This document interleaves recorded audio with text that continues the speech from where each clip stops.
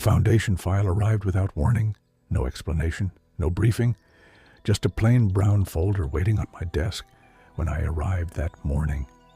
Across the front, stamped in faded black ink, were the words NTT 022 Fynoderee. I'd heard the name before. Everyone on the Isle of Man had, but I never expected to find it inside a Foundation archive. Most of the file had been heavily redacted. Entire pages disappeared beneath thick black lines. Witness names removed, locations erased, dates missing. It looked less like an investigation and more like someone trying to erase one. Only a single report remained almost untouched. It described a giant figure entering a cave somewhere in the central hills of the island before disappearing underground. 3 Foundation teams attempted to follow. All 3 returned safely, yet none could explain what lay beyond the end of the mapped passage. At the bottom of the report, someone had written a single sentence by hand. Do not proceed beyond marker 7. There was no signature, no explanation, just a set of coordinates leading to one of the quietest valleys on the Isle of Man. By late afternoon, I was following an old sheep track between weathered stone walls, climbing higher into the hills until the path simply disappeared. Hidden behind thick gorse and hanging ivy was the entrance to a narrow cave. It looked completely ordinary. If I hadn't known what was written inside the Foundation file, I would have walked straight past it without giving it a second glance. The first part of the cave was exactly what you'd expect. Cold air drifted through the passage, while water echoed somewhere deeper underground. My torch reflected from damp stone as I followed faded survey markings left decades earlier. Survey markings appeared one after another along the wall. The further I walked, the older they became, until eventually the paint almost disappeared beneath mineral deposits and time. The next survey markings led me to the point where they ended completely. Ahead of me, carved directly into the rock, was marker 7. It hadn't been painted by a survey team. It had been cut into the stone centuries before. Around the number was an ancient carving showing a towering figure standing beneath an arch, one enormous arm raised above its head. Long carved lines flowed from its shoulders to the ground, representing thick hair. Someone had carved the Fynoderee into this cave long before the Foundation ever discovered it. Beyond marker 7, the cave no longer felt natural. Rough walls gave way to smooth stone. The floor became almost perfectly level beneath my boots. There were no tool marks, no signs of excavation, only the unsettling feeling that I'd crossed an invisible boundary into somewhere hidden for a very long time. Even the sound of dripping water had stopped. The deeper I walked, the quieter the mountain became. My torch revealed hundreds of carvings stretching along both walls. At first they appeared random, but slowly a story emerged. Small human figures struggled beneath fallen trees, collapsed walls, and failed harvests. Beside them stood the same towering figure from marker 7, lifting stones, rebuilding homes, and carrying timber across his shoulders. The oldest stories had always claimed the Fynoderee helped ordinary people during the night. Looking at the walls around me, I realized those stories hadn't been invented. They had been remembered. The carvings continued for what felt like hundreds of years. Villages changed, clothing changed, generations came and went. Yet the Fynoderee never aged. In every scene he remained the same silent giant, watching from the hills, rebuilding walls after storms, carrying impossible loads, and disappearing before anyone could thank him. The further I followed the story, the more one question refused to leave my mind. If these carvings were true, who had carved them? And who had watched him for long enough to record centuries of his life? The passage finally opened into a vast circular chamber. My torch couldn't find the ceiling. The walls were covered with hundreds of handprints pressed into the stone. Most belonged to ordinary men, women, and children. Others were enormous, their fingers almost twice the length of my own. At the center of the chamber stood a weathered stone platform surrounded by offerings left behind over countless generations, rusted farming tools, worn coins, small wooden toys, broken lanterns. Every object seemed to carry the same silent message: thank you. I stepped towards the platform, studying each offering in turn, until one object immediately caught my attention. Resting among relics that were centuries old was a neatly folded modern woolen coat. It was clean, almost new, and completely out of place. Somebody had brought it here recently. As I reached towards it, a slow, heavy footstep echoed through the chamber. Then another. Neither hurried nor threatening, just deliberate. The sound rolled across the stone before fading back into silence. I slowly turned towards the darkness behind me. Standing at the edge of the chamber was the largest living creature I had ever seen. Towering above me by several feet, his broad frame was hidden beneath thick weathered hair that hung almost to the ground. He wasn't monstrous. He wasn't terrifying. He simply watched me with eyes that carried intelligence beyond anything I had expected, and a sadness older than the mountain itself. For several long seconds, neither of us moved. Neither of us spoke. The silence between us somehow felt older than the mountain itself. Then, without warning, the giant slowly lowered his head before turning away from the platform. He didn't growl. He didn't threaten me. He simply began walking towards a narrow opening hidden behind the chamber wall. Every heavy footstep echoed softly across the stone.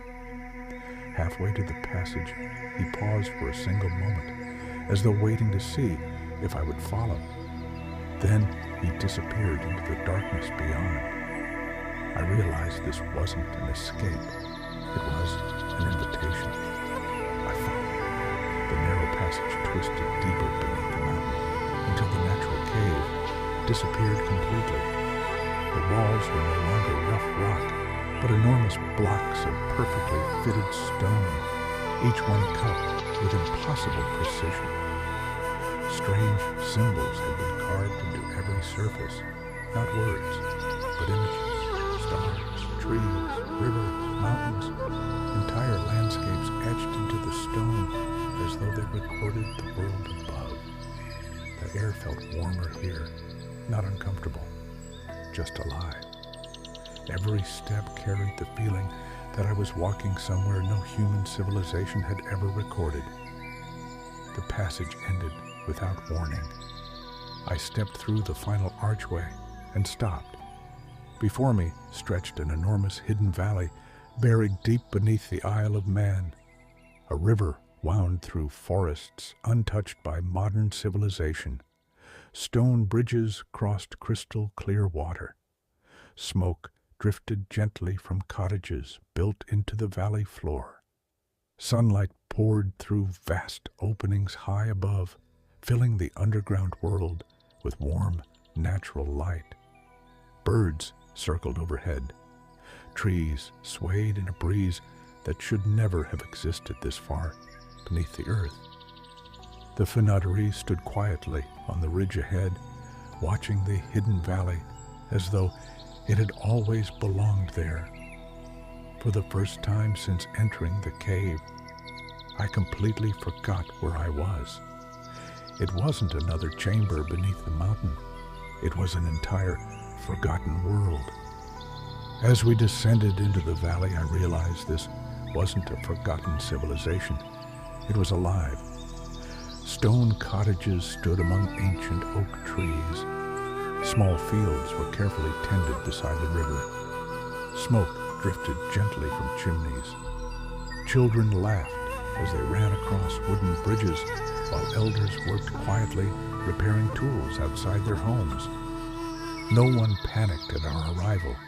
They simply looked up, nodded respectfully towards the Fynoderee, then calmly returned to their lives.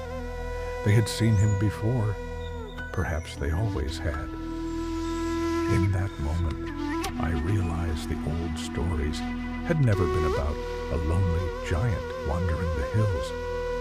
They had always been about a guardian returning home. An elderly villager slowly approached the Fynoderee, carrying nothing more than a weathered wooden walking stick.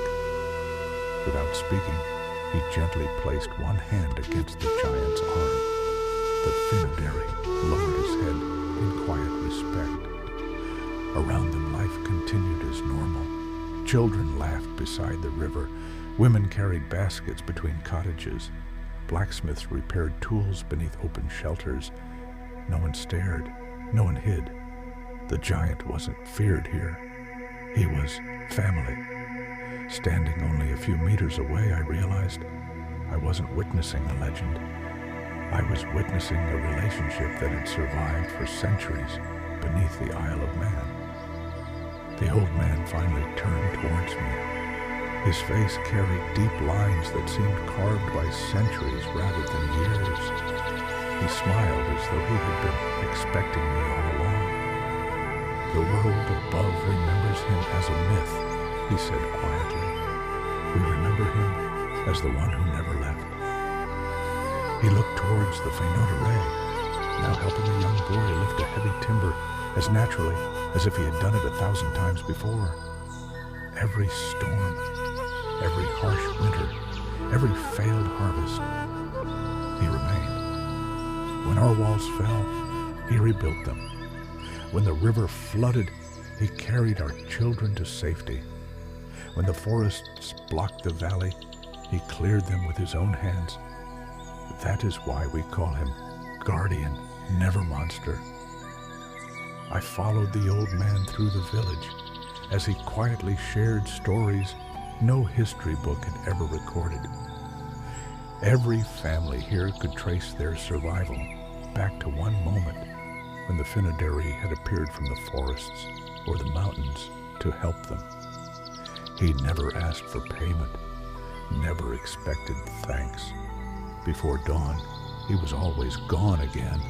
That was why the people above remembered scattered legends, while those below remembered the truth. The old man stopped beside a weathered stone wall overlooking the valley. People above tell stories because they forgot, he said quietly. We tell stories because we remember. He pointed towards the Fynoderee, working among the villagers. Every generation thinks it discovered him. Every generation writes a new legend. But he has never wandered these hills alone. He has always belonged to this place. And this place has always belonged to him. Looking across the valley once more, I realized the greatest secret the Foundation had hidden wasn't the existence of the Fynoderee. It was the existence of everyone who still called him family. The old man led me to the edge of the river, where a simple stone monument stood beneath the branches of an ancient oak. Unlike every other memorial in the valley, this one carried no name, only the carving of a single open hand. This, he said quietly, is for those he couldn't save. His voice was calm, but heavy with memory. Even guardians carry regrets. Across the river, the Fynoderee stood alone for a moment, staring silently towards the monument. His shoulders lowered slightly before he turned away and continued helping the villagers. For the first time, I understood something the legends had never mentioned. Even immortality couldn't protect someone from loss. As evening settled across the hidden valley, the villagers gathered quietly beside a great stone fire at the center of the settlement. There were no ceremonies, no speeches, just families sharing food after another ordinary day. The Fynoderee sat a short distance away beneath the ancient oak, watching over the village without drawing attention to himself. Children wandered over to sit beside him, completely unafraid. One little girl quietly placed a woven flower crown on his knee before running back to her family. The giant looked down at the small gift for several long seconds before the faintest smile crossed his face. In that single moment, I understood why every legend had survived. Kindness leaves a longer memory than fear. The old man noticed me watching the Fynoderee. "There's one thing you still don't understand," he said. "You think he protects us because he lives here." He slowly shook his head. "No, we live here because he protects us." His eyes drifted towards the towering cliffs surrounding the valley.